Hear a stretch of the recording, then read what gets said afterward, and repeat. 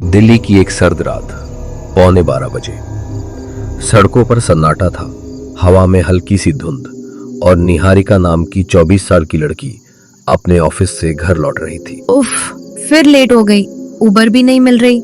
चलो बस पकड़ लेती हूँ।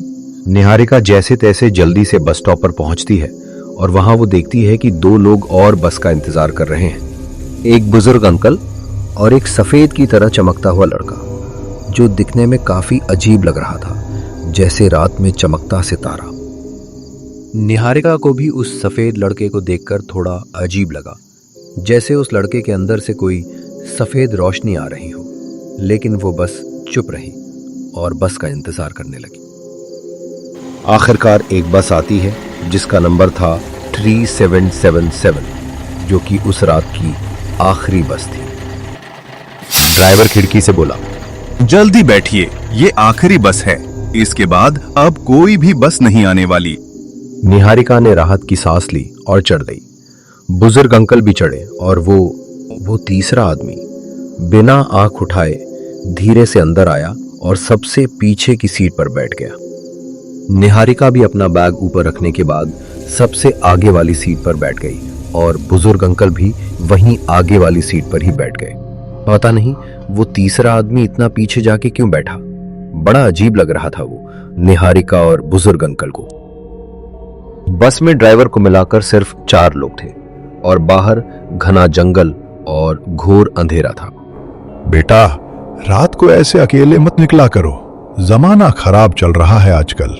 जी अंकल, आज ऑफिस में काम थोड़ा ज्यादा था, इसलिए इतना लेट हो गया।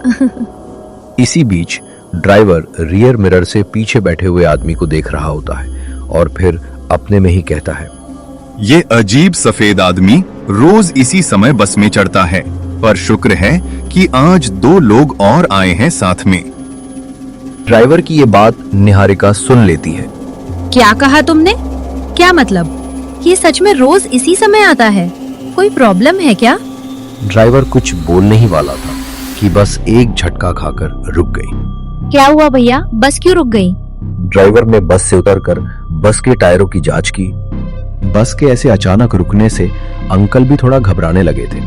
पीछे बैठे आदमी को तो जैसे बस के रुकने का कोई फर्क ही नहीं पड़ रहा था।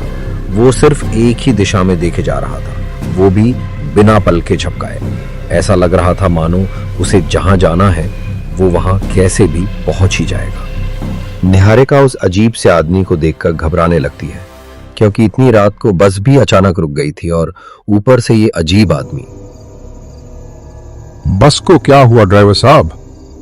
अरे कुछ नहीं, मुझे लगा कि टायर पंक्चर हो गया है, इसलिए मैं चेक करने गया था। कोई दिक्कत नहीं है। पर क्या मैं आप दोनों को एक बात बताऊं? हाँ बताइए, क्या बात है?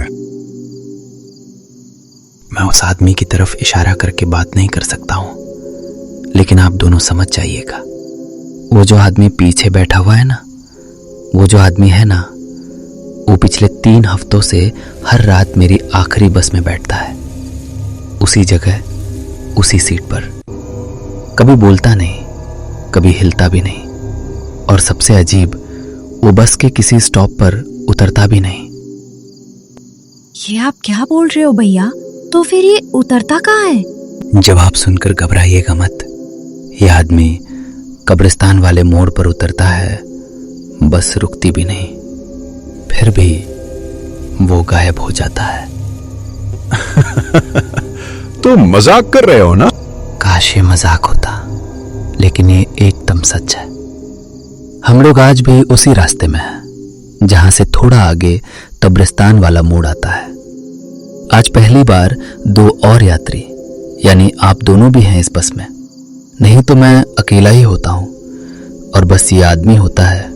वो आदमी बिल्कुल उसी तरह बैठा था, स्थिर, चुप, बिना किसी हरकत के, जैसे कोई जो जिंदा ना हो पर वहां मौजूद हो। ऐसा है तो अंकल, हम लोग अगले ही स्टॉप पर उतर जाते हैं। हाँ, ये सही रहेगा। आप लोग जल्दी ही उतर जाइए, क्योंकि मुझे भी नहीं पता कि ये सफेद आदमी क्या करेगा। ठीक है भाई, जैसा तुम लोग बोलो। ड्राइवर उन दोनों यात्री से बात करके बस फिर से चलाने लगता है।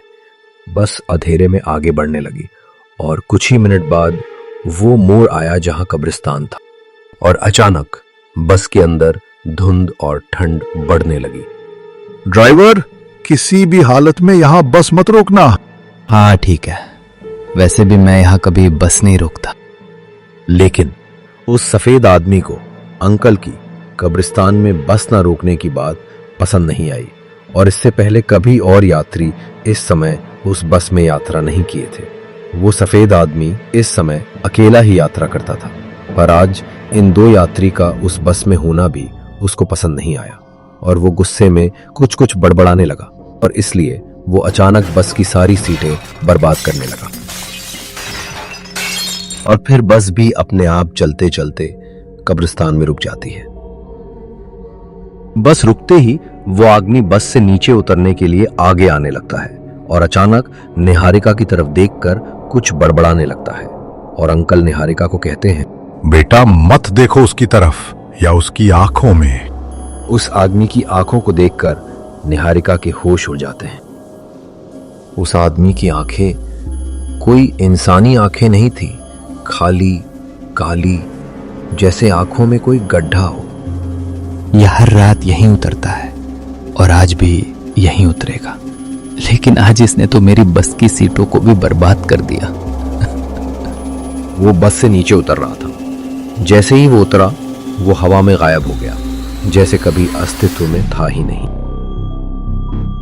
बस फिर चलने लगी। बस चलते ही सारा टूटा हुआ सीटों का टुकड़ा आगे आने लगा। आज तो हम लोग अजीब मुसीबत में पड़ गए। ये कौन था? कौन जाने, पर कल रात फिर उसी सीट पर बैठा मिलेगा। और उस रात के बाद निहारिका ने कभी रात की आखिरी बस नहीं ली।